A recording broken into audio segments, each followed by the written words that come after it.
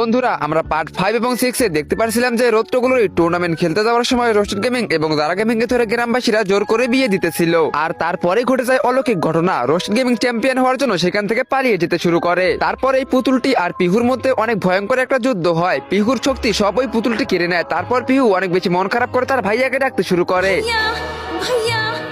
আর তার ডাক সোজা তার ভাইয়ের কান অব্দি পৌঁছায়। আর এখন দেখতে পারবেন পার্ট 7। এটা প্রায় 150 বছর আগের কথা। ঢোলকপুর গ্রামের এক কোণে একটি পরিবার বাস করত।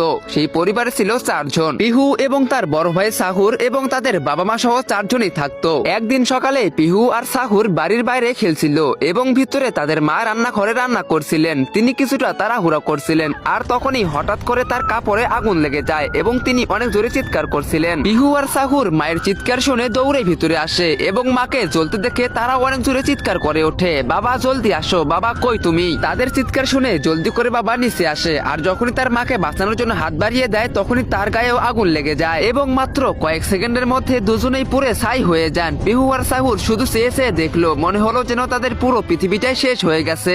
এখন পিহু একা বাড়িতে থাকতো এবং সাহুর মাঠে কাজ করত। এই কারণে শুধু তার বোনকে যেন না খেয়ে থাকতে হয়। এক পূর্ণিমার রাত ছিল। সাহুর মাঠ থেকে কাজ করে বাড়ি ফিরছিল। তখনই তার নজর পড়ে একটি বাড়ির জানালার দিকে। সে দেখে এক ব্যক্তি কাউকে খুন করতেছে।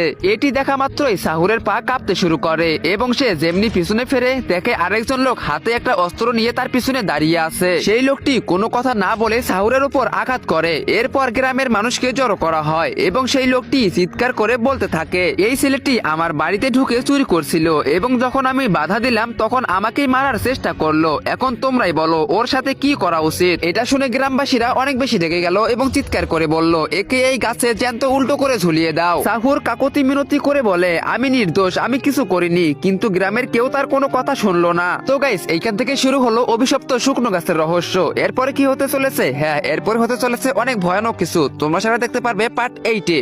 আর গাইস, তোমরা যদি পার্ট 8 দেখতে চাও অবশ্যই ভিডিওতে লাইক করে চ্যানেলকে সাবস্ক্রাইব করে দাও আর কমেন্ট বক্সে পার্ট 8 দেখো। আর তোমরা যারা যারা সবগুলো পার্ট দেখছো অবশ্যই কমেন্ট করো আমি সবগুলো দেখেছি।